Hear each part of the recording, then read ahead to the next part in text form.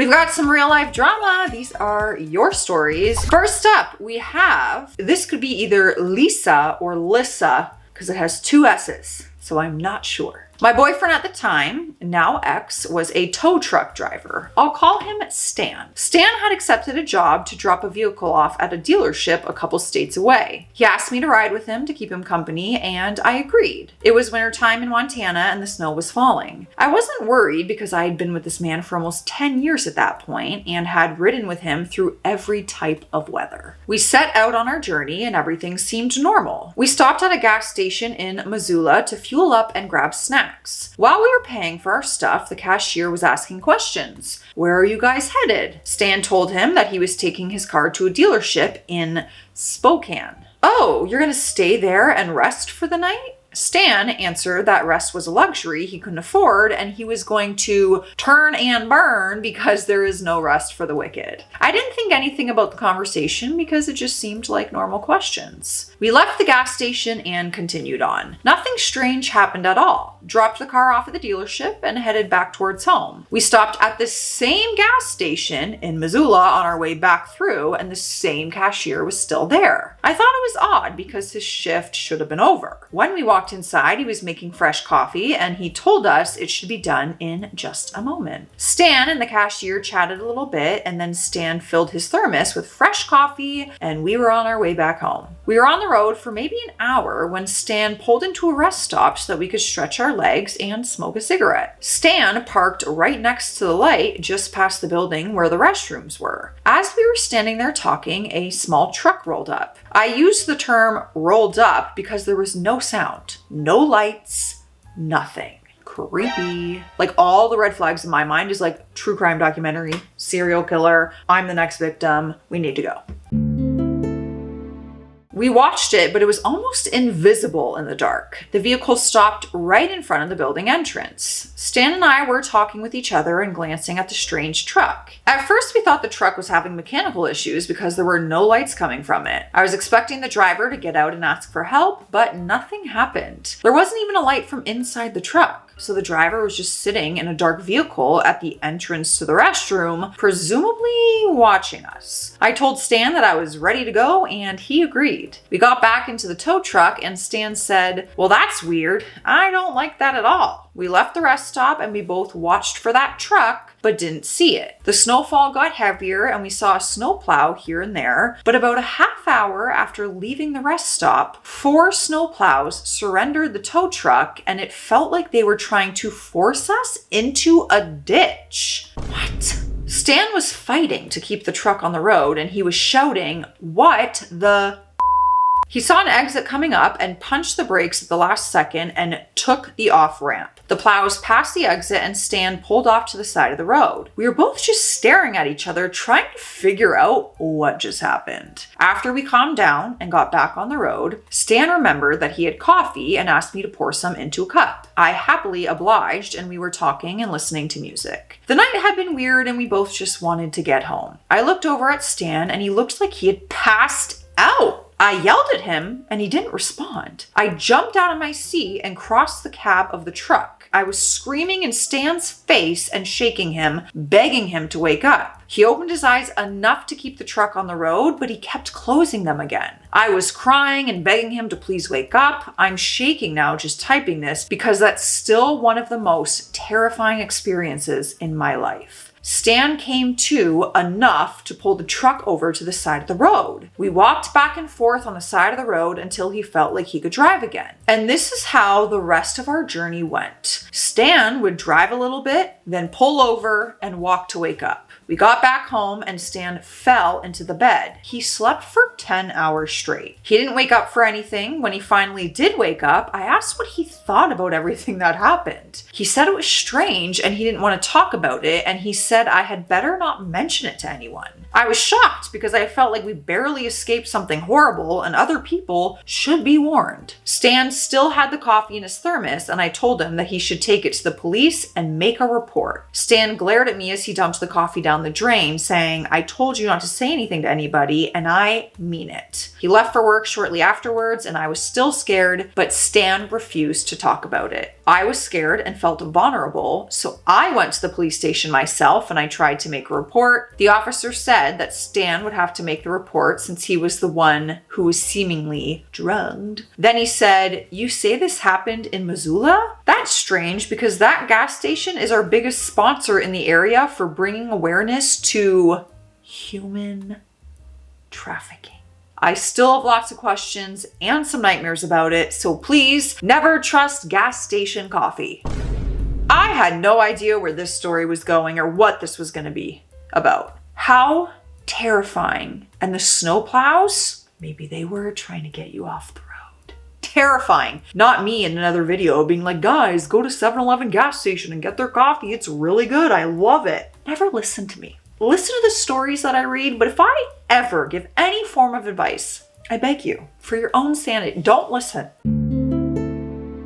The next story wants to be left anonymous. Would I be the a-hole to file for spousal support? My 31 female husband, 32 male, took a job where he travels for months at a time and comes home a few days here and there. I've been unemployed after a layoff, but I started a job last week. It's not in my line of work, but it'll make me about $800 more a month than I got on UE, and I will be physically active, a part of my health that I had lost to desk jobs. I handle all the logistics and make sure things are paid. Things have felt unfair, but I am logic and numbers driven, so I actually did the math. Of our net income, he makes 74% and I make 26%. I've taken on the mortgage because his bank account is still under Chapter 13 and won't allow biweekly payments. I am paying 64% of the household bills, no car payments, very low bills compared to peers as we chose a cheap home to build some equity in. He pays rent, his bankruptcy payment, and health insurance. That's it. I calculated the disposable income that I was left with 31% and he 69%. He feels that it is fair because I live here alone. I'm the only one using the home or electric. He feels unappreciated and says I am ungrateful. No matter how flat you make a pancake, it has two sides. That is hilarious.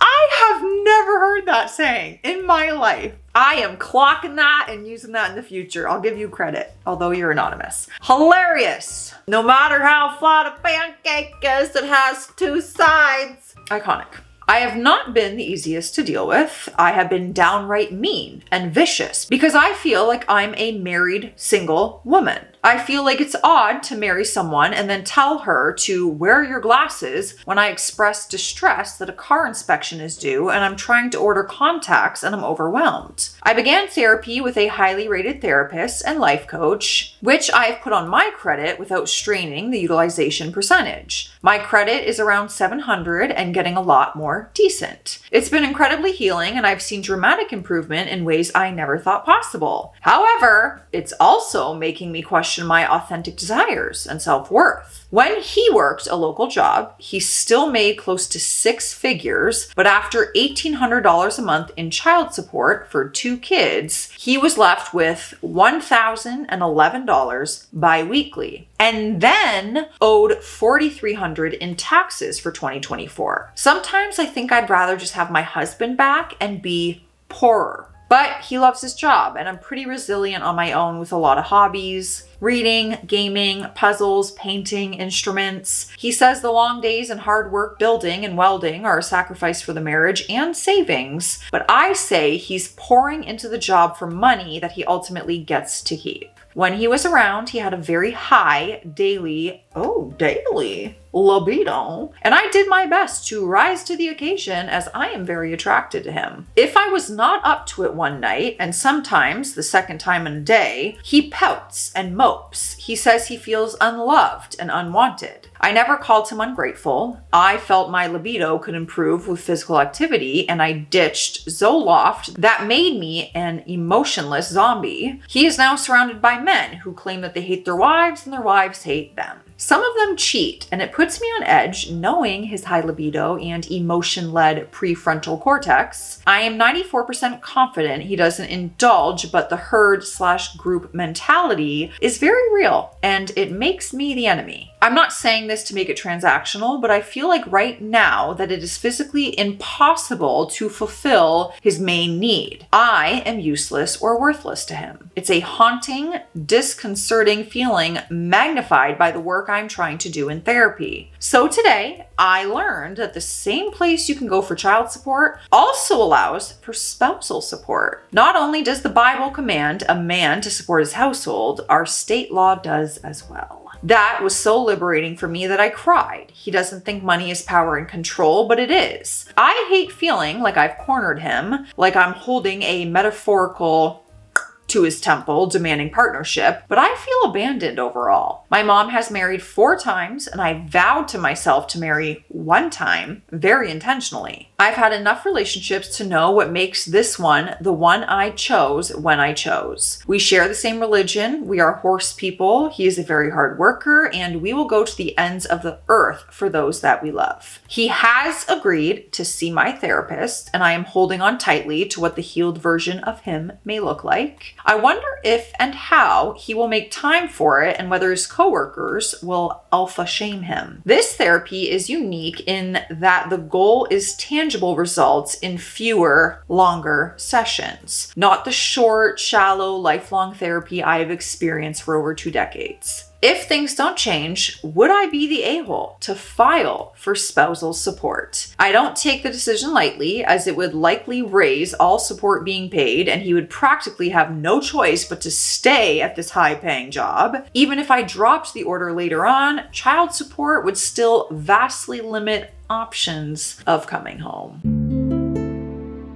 I feel like I'm not qualified for this in any way, shape, or form. Not married. Never had to deal with that or child support or spousal support. I do feel like there's a handful of issues though here that you have mentioned. Glad to hear you're going to therapy, especially together. Counseling in a relationship can be a very wonderful healing thing. I don't think you should file for it without talking to him about it. And I don't think he's gonna like the idea by any means. I don't know. You guys who are married, please chime in. Give some advice. I'm not qualified. I'm never qualified, but especially in this case. Y'all know what time it is. Grab a cup. Grab a cup, a bottle, whatever you want. A can. I don't care. Let me know what you're drinking with today on Hydration Station. I will suggest water though. Cheers. This lump right here is Lila. Anyone else's dog bury herself underneath the covers? Yeah, she loves it in there. Should we bug her? Always. Oh, there's a little nose. Hello. Your friends want to say hi. Oh, my phone charm is swinging into the camera. Okay, sorry to disturb you. Enjoy hibernating. The next one also wants to be left anonymous. All right, so this is going to sound insane, but I think I am being stalked at school. I've been trying to ignore it and tell myself it's just in my imagination, but now I'm not so sure. It started last week. I noticed this kid. I don't even know who he is. I've never seen him in any of my classes, but he keeps showing up right when I'm alone. The other day, I was in the library at the very back and reading with my headphones in. I look up and he's standing 2 rows over, staring at me. Just staring at me. Then, as I double take, he's gone. I tried to tell my friends, but they think I'm exaggerating. One friend suggested I may just be seeing the same kid, but he's everywhere. The cafeteria, the gym, the halls. He never talks to anyone else, just follows me with his eyes. Here's the part that freaks me out the most. Yesterday, I left my locker for maybe 2-ish minutes, came back, and there was a sticky note inside. I don't think I even left my locker open. It just read one word, alone. I'm not even exaggerating. The weirdest part is I can't think of who he is. He isn't anyone in the class rosters. I know basically everyone in my grade, and I know for a fact that he is not in there. Today I stayed in the bathroom for 5 minutes between classes. When I came out, someone had smeared some messy words on the mirror that said, "Why run?" I have no clue what he or she wants or whoever wrote it. I don't know who they are. I do not want to go back to school tomorrow. You need to tell someone. You need to tell someone immediately, because there's too many crazy people in this world. You just never know. You know, it's better to be exaggerating or over dramatic about a safety concern than not dramatic enough about it. So I would tell parents, teachers, take pictures, document anything. Just even if it's a funny prank in the end, oh well, at least you protected yourself in some kind of way. You gotta, I don't know, I don't trust that. That scares me, but I also think of worst case scenario for a lot of things, so. Next story is anonymous. I am in a situation that will hurt someone I love very much. We share a parent, so yeah, my sister. I don't think she feels the same way about me. She has really hurt me like 5 times, putting friends before me. For example, we shared friends and 4 of us were planning to go shopping. At the last minute, my sister decided to drive. She pulled up to my house, I thought to get us, but I learned I could not ride in her car because the girl she was picking up was mad at me. She fully demands I cut people off if they have a sour relationship, or I would be cut off. She's hard to deal with sometimes because being negative, she is a pity party lately. I always go visit her. She rarely comes to visit me. When I go to her, it's a 2-hour bus ride both ways. If she comes, it's a 30-minute ride in her car. So I quit going out of the way for people that don't do it for me. I know about the stuff she said behind my back. She really cussed my child the hell out on social media. The child is female 30. I let it go and forgave these actions and so much more. But back in the 90s, she dated a guy that I thought was really cool. We all got along really well. They were in their relationship for 6 to 7 years. When they broke up, I told her I think she should give him another try. But he cheated and had a child, so she could not forgive him, and of course, I accepted that. It's her life. Him and I bumped into each other, always coincidentally. For example, he started working in the same place as me. Of course, we hung out. I would always introduce him as my brother-in-law, always. I got sisters, lots of them. If one of their exes cheats on them and has a baby with someone else, you are a dead possum on the side of the road to me. Roadkill. Want nothing to do with you. Irrelevant to my life. But okay, I'm gonna keep an open mind. Maybe not everyone feels that way. We would go on break to eat and some MJ, if you know what I'm saying. The gardening, as the kids call it these days. We would talk about coworkers, people we had a crush on at work. He was like a brother on the surface. That is all I ever gave him. Inside of myself, I knew I liked him more than I should, and I was prepared to die with that secret. I honestly don't think I gave him any signs. So when he called me in July of 2025, telling me he has had a thing for me all this time and that he wanted me to be with him, I was super shocked. I was mad at first, then I thought this was so out of the ordinary for him. Maybe something mental is wrong, like a breakdown or whatever it's called. Wait, why are you mad at him?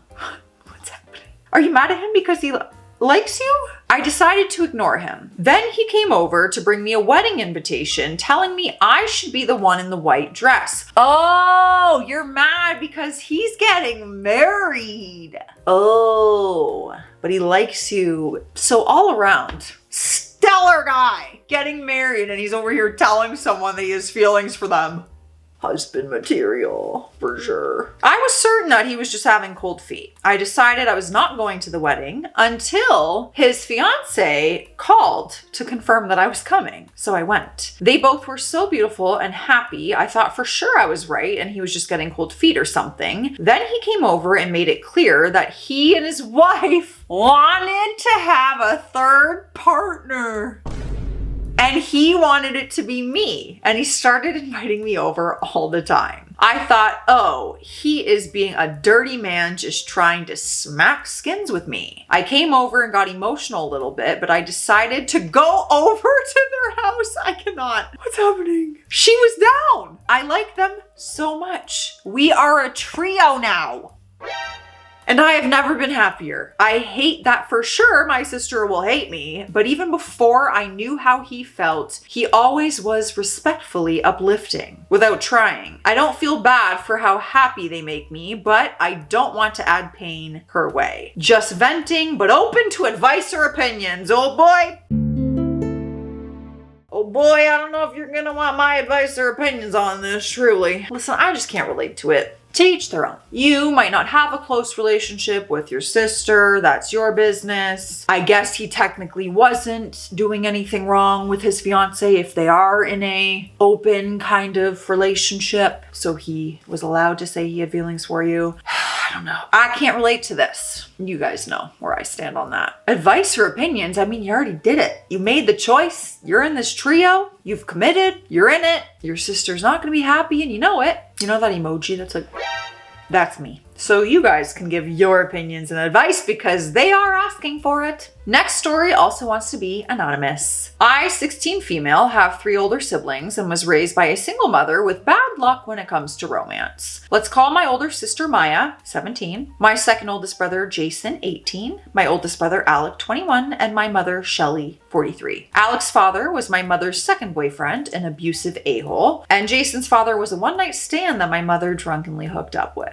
My sister and I share a father, and my mother left him since he was severely abusive and constantly cheated on her. He wasn't even present for my birth since he was out with his mistress. I'm so sorry for you. I'll try to keep this story short, but for the longest time, I never cared to know who exactly my father was since he was never in my life. He was supposed to pay child support for me and my sister, but he never did, and now he owes around $20,000 that my mother is going to eventually get. When I was around 6, my aunt, a spiteful B-word, brought up someone named Ron, fake name, and it made my mother tense. I was curious at the time, but I let it go since I was having fun and it was my cousin's birthday. I eventually became curious and asked my mother about it, who explained that Ron was my and Maya's father. Maya had explained that Jason and Alec had different fathers, making them technically my half-siblings, but I never considered them anything less than my brothers even after the reveal. Same. Fun fact, I have a half-brother. We have the same mother, different fathers, and ever since he was a little kid, on all our cards and text messages, I say, hey brother, from the same mother, and he's like, hey sister, from a different mister.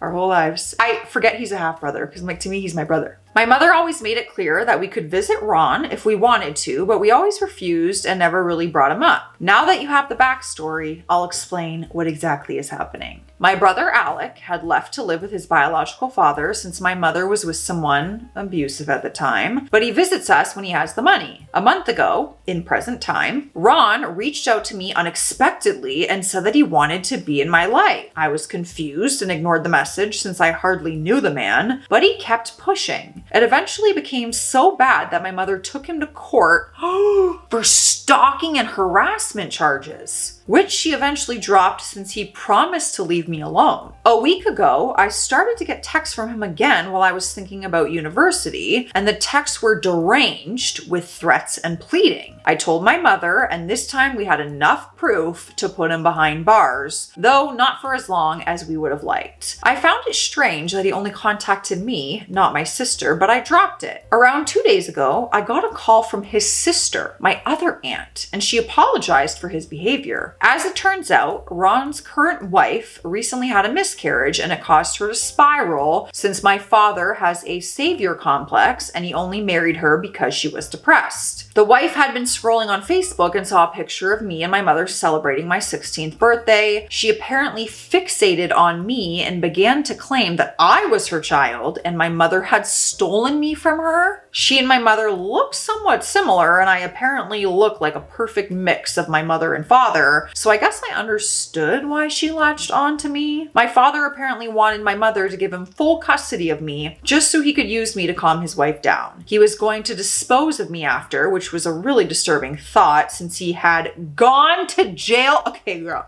this is too much. He had gone to jail for once. How did he get out? I mean, so many details of the case, I'm sure. After that call, I got bombarded with calls from my fraternal family calling me a selfish beep for not just sucking it up and helping my father. Someone I hardly even know? I just need to hear an outside opinion on this since it's really weighing on me. Girl, opinion? I am with ya. In your corner. Want your safety, your happiness, your health. This man should have no contact with you as far as I'm concerned if you don't want it. And it's sounding like it's pretty deranged and threatening and terrifying. Opinions? I just feel so sorry for you. You deserve protection. You don't deserve to go through this. This man should not be able to just contact you whenever he feels. Oh my God, I have so many thoughts. But all the love and support. Oh my gosh. Outside opinion. This is just insane. Insane. And I hope to God you're not in your head thinking you are selfish for not sucking it up and helping your father. He's not a father. He's a stranger. He's a deranged murderer, if we're being honest. But help him. Help him. You should help him. What is going on in this world? These stories today are just... I'm not well.